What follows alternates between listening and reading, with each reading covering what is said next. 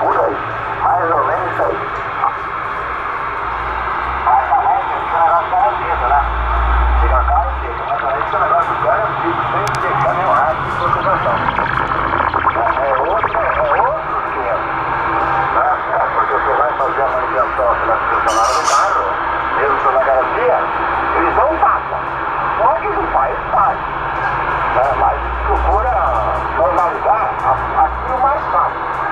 Aquelas coisas que eles vão fazer que você vai dar problema mesmo. A manutenção eu deixo assim, a manutenção da funcionária é uma manutenção captada por cima. Verdade. É uma manutenção captada por cima, né? Sabe quanto eu fazia pra esse seu canal? Quando um tá certo, o outro tá fora. Ó, gente. Pra trocar o óleo.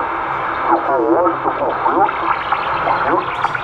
Fazer 250 pontos da água saúde. Aí você vai no posto de gasolina aí, coloca o óleo no óleo, dá aquele centro no óleo lá.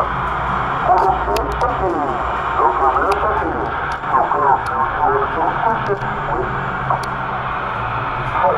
é que o cara cobra aqui também, que tem o cara que faz isso. Entendeu?